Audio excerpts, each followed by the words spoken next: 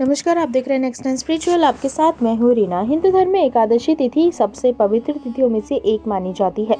एकादशी का दिन भगवान नारायण को सबसे प्रिय है। मान्यता है कि जो भक्त एकादशी वाले दिन व्रत और उसके नियमों का पालन करते हैं उन पर अनंत हरि कृपा बरसाते हैं।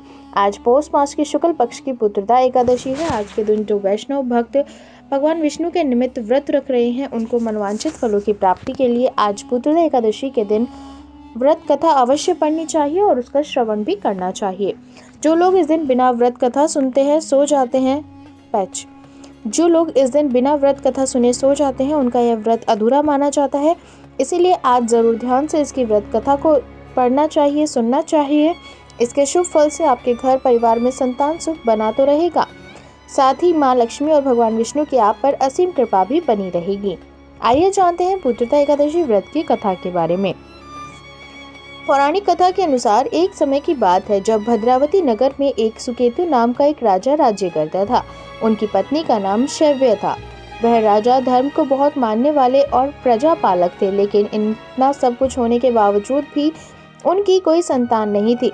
राजा को इस बात की चिंता सदैव सताती थी कि आगे उनके वंश का नाम कैसे चलेगा। इस कारण राजा सुकेतु यह सोचकर बहुत दुखी रहते थे। एक दिन उन्होंने अपने आश्रम में कुछ ऋषि मुनियों को देखा जो वहां भजन कीर्तन करते हुए आ पहुंचे थे।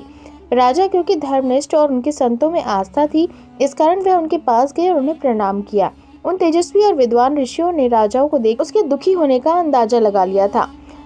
राजा जब उनके पास पहुंचे तो उससे अपनी सारी समस्या बताई। मुनियों ने राजा से कहा कि आप पौष मास के शुक्ल पक्ष की एकादशी को पुत्रदा एकादशी का व्रत रखिएगा। इस दिन व्रत रखने से आपको संतान सुख की प्राप्ति होगी। राजा ने मुनियों की बात मानी और पौष मास के शुक्ल पक्ष की एकादशी को पुत्रदा एकादशी का व्रत रखा। व्रत के राजा सुकेतु ने भगवान विष्णु की पूजा अर्चना की और उन्होंने पुत्र प्राप्ति का वरदान मांगा। भगवान विष्णु ने राजा की प्रार्थना स्वीकार कर ली और कुछ समय बाद राजा की पत्नी के गर्भ से एक पुत्र हुआ। राजा बहुत खुश हुआ और उसने पुत्रदा एकादशी व्रत के महत्व को लोगों को बताया। अगर आपको हमारी ये जानकारी अच्छी लगी हो तो कमेंट कर जरूर बताएं। वीडियो को लाइक और शेयर करना ना भूलें और हमारे आने वाले वीडियोस के अपडेट पाने के लिए चैनल को सब्सक्राइब करें और साथ ही बेल आइकन दबाना ना भूलें।